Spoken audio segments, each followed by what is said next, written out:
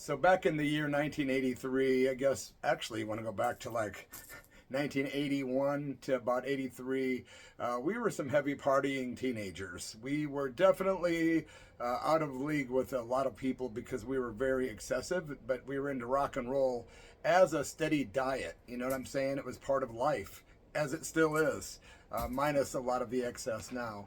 But the music is what matters and always has. And a friend of mine, Brian Watt, in Peoria, Illinois, and I took a little trip up to Chicago, which was about a 2.5, 3 hour drive north.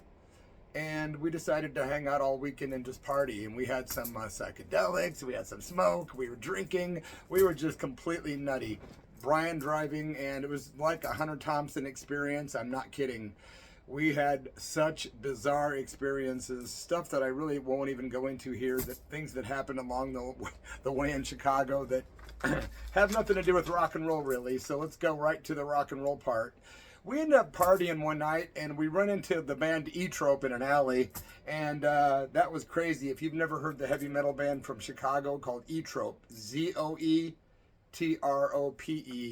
check them out, man. Badass old school metal.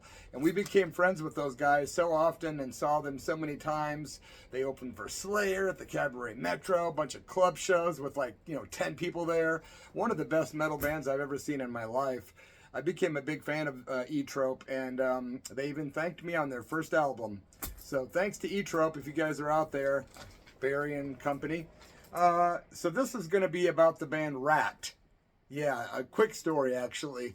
If you're a fan of RATT, you'll probably dig this. It's kind of funny. So me and Brian spend the night in Chicago. We're hanging out with R Trope. We're drinking, we're tripping, we're partying. We hang out another night. We're drinking, we're tripping, we're partying.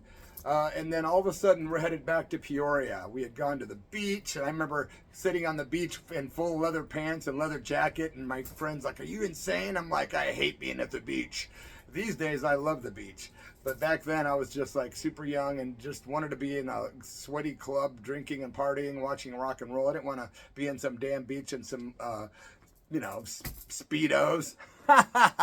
So I kept leather on the freaking beach, man, sweating bullets, but refusing. People looking at me like I'm insane. I'm wearing like leather wristbands, and people were like, "What a mental case." And in retrospect, well, truth be told. So we're heading home finally after this debauchery-filled weekend, and in which many substances were consumed. I hate to say it. I'm not glorifying that stuff. If you have a substance problem, please get a hold of me. My email is in the description area. The band RATT was playing. We didn't know much about the band RATT because we knew one thing about them. Their video was in constant rotation on a thing called MTV. So Round and Round was the big song at the time, and we had heard it a lot. So we're leaving Chicago, we're completely fried, I'm burned out of my mind, I'm tired. We're driving by this little club on the way out of Chicago called Broadway Jacks. Those of you from the Chicago area are tuning in more right now, sitting up straight. So yeah, Broadway Jacks, we were like, had a little marquee out front, it said, "Tonight, RATT." Brian looks at me, I look at him. He's like, "Should we stay and go see these guys before we go home?" I'm like, "Yeah, let's check them out. These RATT guys. I like that Round and Round song. It's cool. It's rock and roll." Well, we get there and there's nobody there yet, meaning the band is not there. It's just like one car and like the club's there, right? So I'm all decked out in the leather. I'm decked out in the white leather wristbands and red leather wristbands and, spikes on them and studs. And Brian's got big curly hair and looks like he could be a manager or in a rock band, like anybody in a band. So we definitely walked up to the front doors, and we were wondering what the deal was. How much was it to get in? When is the show going to start? And it was a couple hours before the show started, right? Well, the guys that owned the place, or whoever the managers were, they came and opened the doors, and they said, "Hey, are you guys with RATT?" We were like, "Yeah." And we totally ran with it. Oh my God, it wasn't the last time that we impersonated rock stars. Not me and Brian, but me. We did that with Foghat once. That'll be another story. Or Hogfat? No, Foghat. Love them. So yeah, RATT. We're in the club, and they think we're in the band, and the guy's like giving us Coke. "We want something to drink?" We're like, "Sure." So we got like a Coke, and I think Brian got a Bloody Mary. I don't know. But 'cause at this point I was drunk, I was alcoholed out. I'd had enough for the weekend, and because when I used to drink, it was like freaking Keith Moon levels. So I was like, no thanks, I'll have a Coke. But Brian had a little Bloody Mary because he had to drive home. He was, and that sounds horrible, but hey, we made it home. So flash forward to about 10 minutes later, the RATT bus pulls in. We're like, oh, we're in trouble. And so we hightailed it out of there, drank our things. We could see the bus pulling in from the windows we were at in the bar. The guy's in the back room doing something, probably getting our cheese platter ready, our deli platter. But our deli tray. Yeah, he was getting our deli tray perhaps. We saw the RATT bus pull in though, man, and we were like, we've got to get out of here. So we ran out, stood out like on the side of the building. The guys probably just thought we went out to our car to get some gear, for the gig tonight. And the RATT guys pile off the bus. It's the classic lineup of Stephen Pearcy on vocals, Robin Crosby on guitar, Warren DeMartini on the lead guitar, of course, Bobby Blotzer on the drums, and from Cuba, Juan Crucier on the bass. It was the original lineup from the Out of the Cellar album, which had been released, I believe, that year. Yeah, this was a May 12th, 1984 that I'm talking about. That's right, 1984. That's 40 years ago, man. Wow. Crazy, man. I will stop and interject and tell you, I interviewed Stephen Pearcy in the early 2000s on my radio show, and you can find that on my other channel, The Church of Rock, one word, The Church of Rock. And if you would subscribe, I'd be so happy. Lots and maybe 1,000 different posts on there, interviews, all this music. Check it out.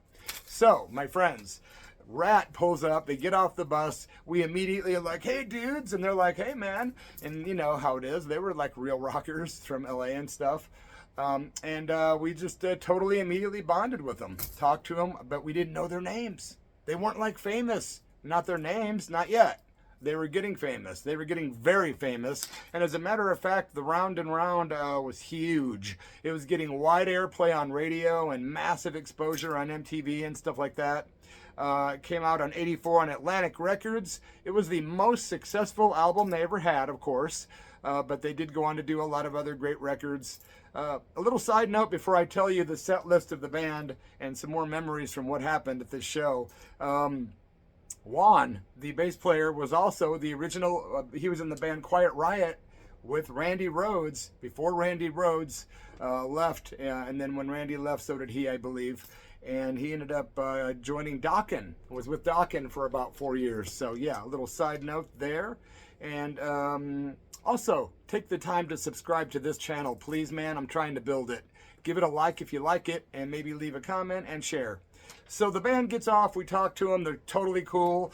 We were just like, we told them what we did. They laughed, they didn't give a crap. They just thought that was funny. Haha, you guys, said you were us, you got a free drink. Well, we just kind of hung out with them, and at that point, when we got, back into the club, we're walking in with RATT. So the guy just kind of wrote it off like, okay, they're roadies, we don't know. We got a couple free drinks. We ended up somehow not having to pay because we walked in with RATT.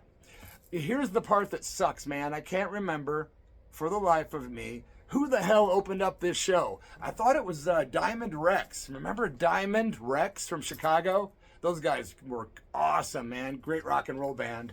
Look them up.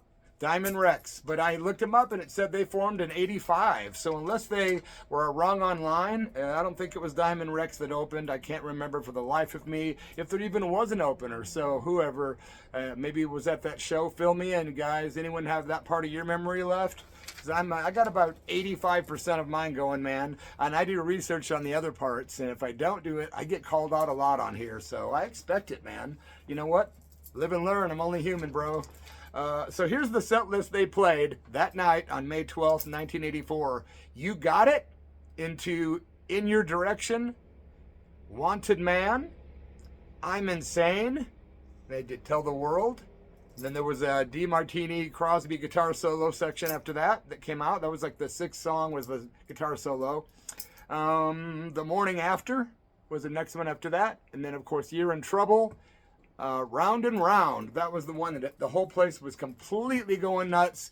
People started firing up doobies and they were passing them around. And I remember vividly, we were about 4 people away from Stephen Piercy and somebody handed him this doobie and he totally was up there just super token on it, passing it back to people, getting it back, token. The band was partying. It was a total party atmosphere. These guys were awesome, to be honest with you. Later on in life, I kind of turned my back on some of those kind of bands, but nowadays, at my age, I've come full circle. I embrace all rock and roll, no matter what the genre, punk rock, metal, glam rock. It doesn't matter, man. Blues, outlaw country, I like it all, bro. So they did Round and Round. The whole place is singing. We're smoking. RATT is rocking. The band were all decked out, and they were like what they looked like on MTV. Just all their stage gear. They looked super cool. Leather, armbands, the whole 80s look. But they were good, man. They were very good, and they took themselves to the top of the LA scene real quickly. It was one of the fastest selling, I think, triple platinum albums to this day, I believe. Yeah. And they immediately rose to prominence. So that was one of their last club dates. This place was tiny, man. Broadway Jacks was like walking into like a freaking, just a dive bar anywhere. It was a great club. I know the Flesh Tones played there once. But yeah, it was cool, man. I remember the place was packed. I was going to say maybe 100 people. Maybe 100 people, but packed in real tight. Maybe 150, maybe 75. It really wasn't that many people, but it was super powerful. The energy was great. The band delivered. There wasn't even a stage, guys. There might have been a riser like this up much off the ground, if anything, but I remember them being right there at face level. If not, it could have been a small riser because I didn't see I don't remember that part. But I was like 4 people away from them, and it appeared to me that they were right there at face length, if not a little taller. So maybe it was a little riser. But RATT delivered. That was a great set. They did also go into a cover of Sly and the Family Stone, I Want to Take You Higher. Yeah, that was killer, man. I didn't expect it. I looked it up online, couldn't find a cover of them doing it, but they did it that night. Also, they did Sweet Cheater after that into You Think You're Tough, which is a great RATT song. And then they ended with, of course, the great Rufus Thomas song that Aerosmith covered and made famous, Walking the Dog. And they did a good version, man. You can find that online. That's a good version. Is it as good as the Aerosmith version? That's up to you. I personally like Aerosmith's version better, but I will say this. RATT did a super sleazy, raunchy version of Walking the Dog. Double thumbs up on that cover, man. And that was a killer gig at Broadway Jacks. I do believe that's all I had, man. The band played great. And just a side note, when you watch the Round and Round video, late comedian and one of the earliest comedians and television personalities of all time, Milton Berle, of course, was in their video. Wasn't he related to one of the guys in the band or something? Or was that a rumor? I think he was, actually. Let me know in the comments, and also please subscribe to the channel if you would. I really appreciate you guys. And yeah, rock and roll. Catch you next time. Stay real. Cheers.